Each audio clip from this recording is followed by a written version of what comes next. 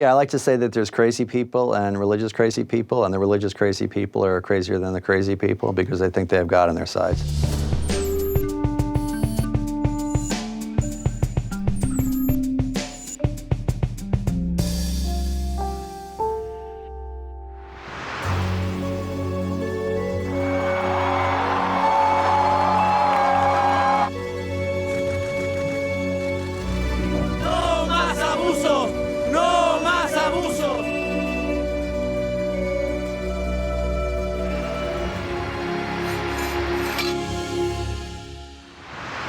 He went from rock star to lightning rod, just as a battle erupted inside the Catholic Church. As the faithful choose sides in a culture war, with big implications for everything from gay rights to climate change to immigration, I'll take a look at the man himself, Pope Francis, and the movement threatening the biggest rift the Church has seen since the Middle Ages. I'm Ian Bremmer, and today on GZERO World, my conversation with Pope Francis. No, that's not true, but with a priest who recently sat down with the Pope, Father James Martin. He's pretty cool. And I've also got your puppet regime. Do I have anything to confess?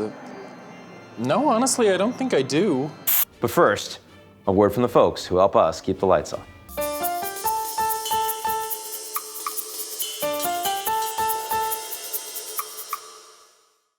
Corruption has many faces: bribery, extortion, nepotism. There's the U.S. college admissions scandal, $500,000 for USC, which is crazy. Don't even get me started on FIFA. But did you know that corruption could launch a religion? It happened. In the 16th century, a long time ago, a German theology professor who wasn't fond of the Roman Catholic Church's practice of selling indulgences, essentially peddling amnesty from eternal damnation, something you'd pay for, became a catalyst for the Protestant Reformation. The intent was reform. But the effects produced a lasting cultural and at times violent divide between Catholics and Protestants. 500 years later, the Church has not seen that sort of internal upheaval and division, nor a greater existential threat until now. We'll see about that last point. Progressive infighters in one corner, conservative culture warriors in another, and a flood of lawsuits being unleashed as many of the former faithful scrap their time-honored Sunday rituals. The controversy again centers on corruption and calls for reform. And the allegations trace all the way to the top. In a 7,000-word letter, the former chief Vatican diplomat in the United States, a man not exactly known for his brevity, called for the resignation of Pope Francis. That sort of thing hasn't happened since the Middle Ages, and the reason, allegedly, the Pope was covering up pedophilia as part of a global scandal involving thousands of priests. The pontiff has denied it and says conservative cardinals are playing politics. They just don't like a liberal pontiff and see this scandal as a way of doing something about it. But the battle for the soul of the Catholic Church had already begun. This has a lot more to do with global politics than you might think. Francis is known as an Argentine leftist. He's intent on modernizing the Church, and traditionalists are not happy with his more open approach to Muslim migrants, divorce, and homosexuality. Ultra-conservative Catholics label Francis a heretic, and they're sounding alarms across social media with a few, let's call them interesting claims. Dramatic evidence of links between the highest levels of the Roman Catholic Church and an international communist group. Did Pope Francis promote cohabitation before marriage? You must step down from the chair of Peter and do so immediately. Meanwhile, guess who's made common cause with these Francis haters? I'll give you a hint. He was a chief strategist for Donald Trump. He's championed America's alt-right movement with the formation of Breitbart News. And he's since been meeting with far-right parties across Europe, from France's National Front leader, Marine Le Pen, to Hungary's Prime Minister, Viktor Orban. Give up? The Pope has been consistent that all the problems in the world are because of this populist, nationalist movement. That's right, it's Steve Bannon, a self-described honey badger, that's what he calls himself, who even sought to turn this old Italian abbey into a gladiator academy. His words, once again, not mine, to train future nationalists. Bannon's also been making the rounds, calling for a united Judeo-Christian West, rallying nationalist causes and working against Pope Francis. That was particularly true after the Pope had this to say about Trump. Una persona che pensa soltanto in fare muri, sia dove sia, e non fare ponti, non è cristiano. Bannon's on the political far right. Francis is on the left. And so much of this is rooted in political differences. The problem for the Pope is that his pulpit isn't what it used to be. While the church's numbers have steadily gained in Africa, its traditional bastions of support in the United States, Europe, and even Latin America have plummeted.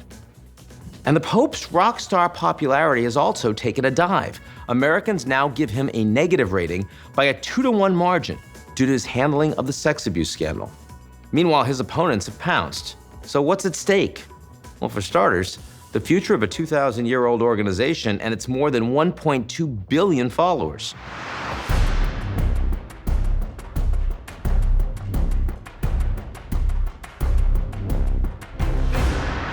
You guys are cool with that, right? I'm like, in moderation.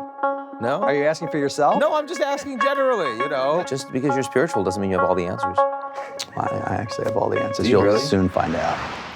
Father Jim Martin, very good to be with you. My pleasure. Let me start stuff that you've been talking perhaps most about, particularly on LGBT issues, where you've written about it, a book called Building a Bridge.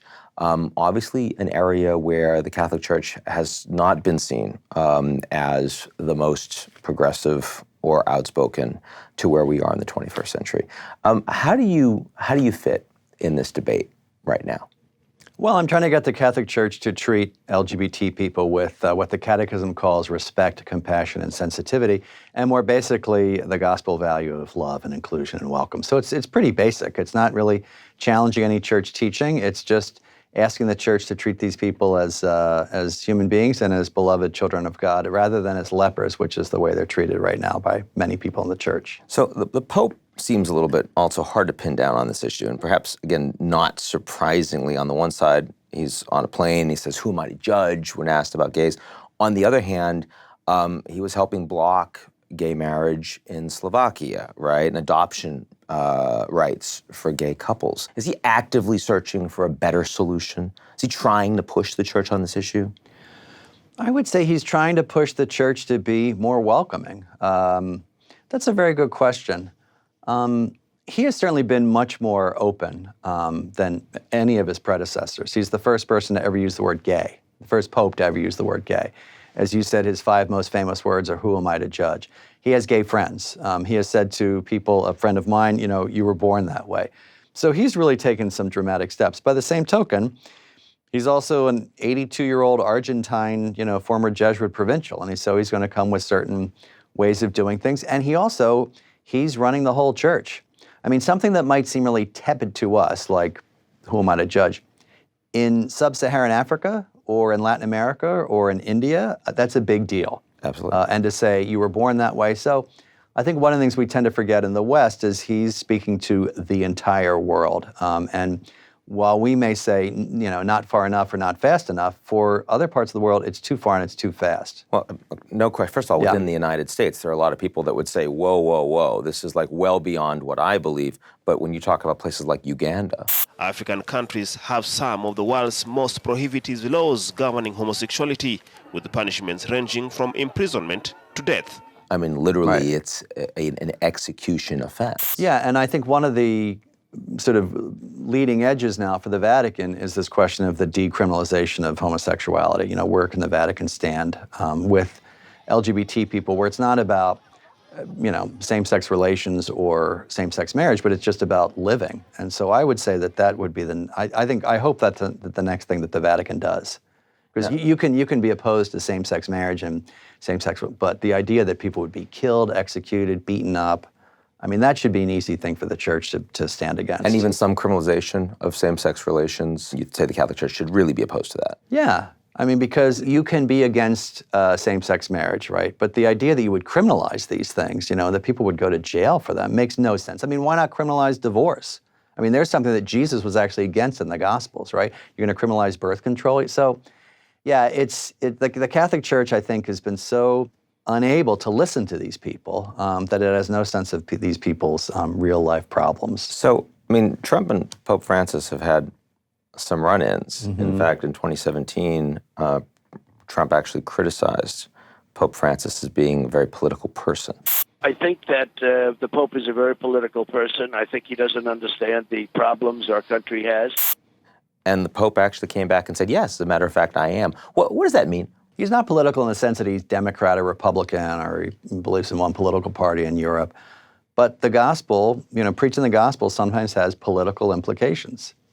And so if you preach about caring for the poor or caring for the sick or helping the refugee or the stranger, that's going to have political implications. There's going to be one party that supports that and one party doesn't.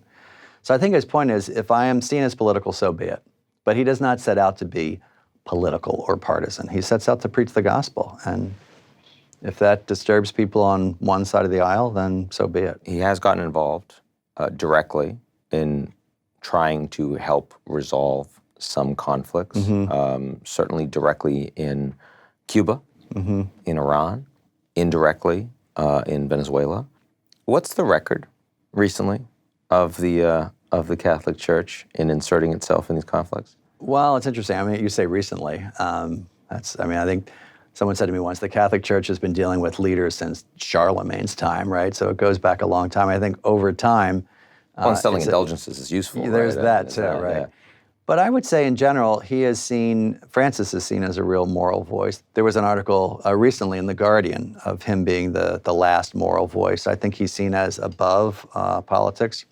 So I think he's been pretty effective. I think for example, when he visited the Holy Land and was able to reach out to both Israelis and Palestinians, in a very sensitive way. I'm not a politician, so I couldn't judge it, but I think he's been pretty effective. How much more scrutiny do you find yourself under, do you find your colleagues under as a consequence in terms of trying to make sure that you're not alienating or disenfranchising people that think that you are other? Yeah, I think the sex abuse scandals have made it more difficult than anything else. I think it's less a sense of people's suspicion of religion in general, more suspicion of the Catholic Church and priests. And so I think that would be more difficult for me and more difficult for my colleagues. The Pope was seen as a rock star when he ascended, and less so now, and in significant part because of the reaction and the revulsion to so many of these sex scandals. What's the impact it's having on the church? Oh, it's devastating. It's hard to quantify. Certainly, you have kind of concentric circles of people who are affected. So you have victims, obviously affected the most, and then family members, and then parishioners in parishes where priests have been removed, and then parishioners in dioceses where bishops have, shuffled people around or themselves have been removed. It's very personal for people. It's a huge letdown for people. It's sin, and so, I always tell people the effects of real serious sin are just they sort of radiate out. So it's not just the victim. It's, in a sense, it's the whole church. And then, secondarily, you have people who are affected by the loss of money from the dioceses. So the dioceses pay out money, which means that they have to, which they should, but that also means that they have less money for services. And so the poor and schools and hospitals.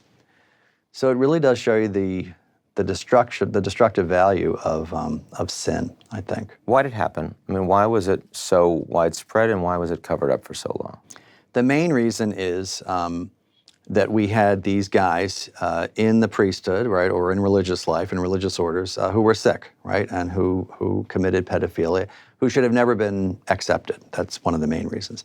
And then once discovered, they should have never been allowed to, continue in the priesthood. Okay, so you have that. I think most people... But it's not a few. I mean, it's an extraordinarily widespread problem. It is, but by this same, I don't want to excuse it, it's roughly the same percentage as in the general population. Nonetheless, even one would be too many.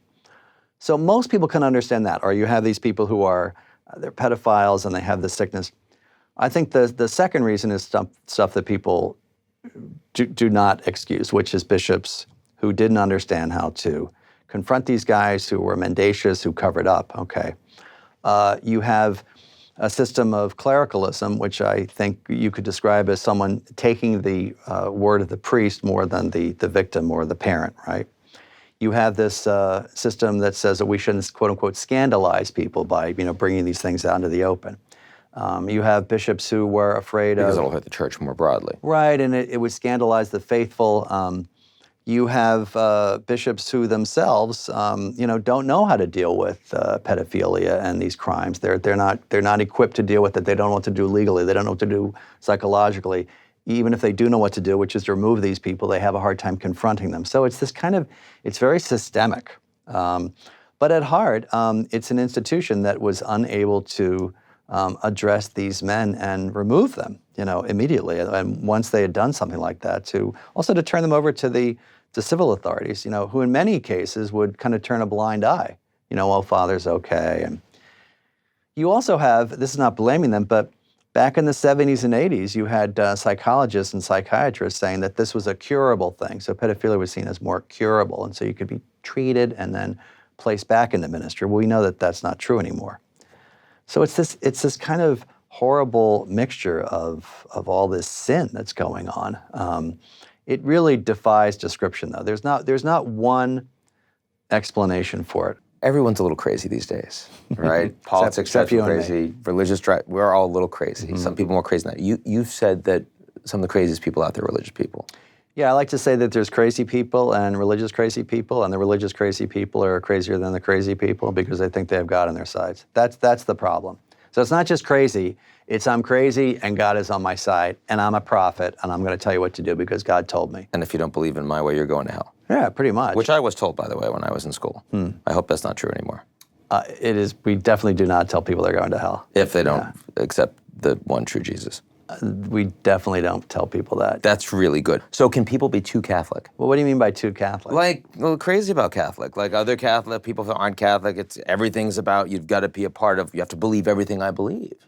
Yeah, I think there are Catholics, I like to say, that are so Catholic they barely seem Christian anymore, that are just all about judging other people and coming out against other people, especially on social media. You see this. You're a heretic, you're an apostate, you're a false Catholic. And you get a fair amount of this. Oh, I get a lot of that. Yeah. I think I get most of it. And it's people going against the Gospels where Jesus says, judge not. I mean, that's pretty clear too. We're not the judges, God is the judge. So yeah, I think people can mistake Catholicism for basically a religion of a rule book and black and white and ticking off boxes. It's about an encounter with a person, Jesus. It's about an encounter with a mystery, who is Jesus. It's not about whether or not you tick off these boxes. It's not like taking a driving test. Father Jim Martin, great to be with you. My pleasure. Thank you.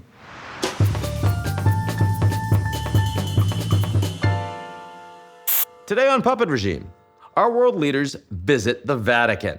And turns out, they don't have a prayer.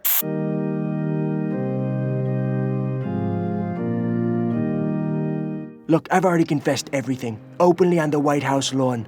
Now I'd like to ask you a favor. Do you know anything about a man named Joe Biden? He's a Catholic, right? Do I have anything to confess? No, honestly, I don't think I do. Are you sure?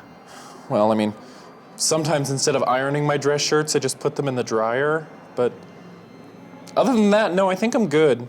I have to confess, the past few years have been way better than even I could possibly have imagined. May 2020 be even better, my son. I have never told anyone this, but I once stole an extra slice of Schwarzwälder Kirschtorte at my friend's 9th birthday party. And now he's a member of ISIS. Say 3 Hail Markies and you should be fine. Okay. 3 Hail what? Wait a minute. I know that voice. You are not the Pope, you are Marcus Zuckerbergus. Oh. Maradona, what's going on here? Oh, this little pisher will stop at nothing to learn our secrets. Pope, you have to do something. But how? He has 1 billion more subscribers than the Catholic Church. And don't forget I have all of your priest search histories too. That's our show this week. Come back next. Don't miss it. You can't miss it. If you miss it, then it's gone. It's fleeting. It's ephemeral. It's as if you were never there. And what would that feel like? If you like what you've seen, check us out at GZEROmedia.com.